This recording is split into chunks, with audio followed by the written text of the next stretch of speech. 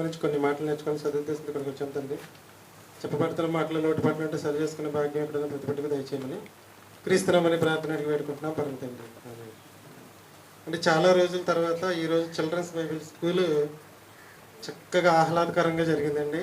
చక్కగా అందరూ టైంకి వచ్చారు. ఎదరు పిల్లలందరూ కూర్చున్నారు. ఒక పావుగంట సేపు పాటలు వేసాను. తర్వాత ఒక అరగంట ఎవరి గురించి అమ్మా?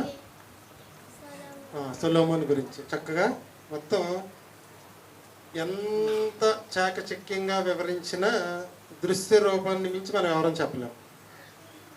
చాలా బాగా ఎక్కువ కాలం గుర్తుంటుంది. తర్వాత నాగలక్ష్మి పిల్లలందరికీ స్నాక్స్ తీసుకొచ్చింది.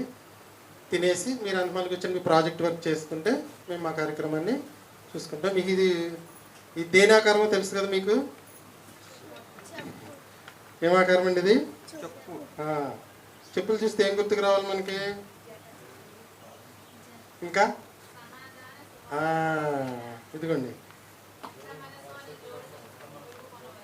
ఉంటుంది కదా మనకి. ఎక్కడ అపవాదిని ఎదిరించడానికి కొన్ని చేస్తారా సమాధానం. కాళ్ళు చెప్పులు చూస్తే మనకు గుర్తురావు. ఇంట్లో లైట్ వేస్తే మనం లోకానికి వెలిగిన ప్రతిదానికి లింక్ ఉంది. ఈరోజు నేర్పించేది ఇది కాదండి, ఇంకోటి వేరేది నేర్పిస్తాము. అందుని చూపించడానికి చూపించాను.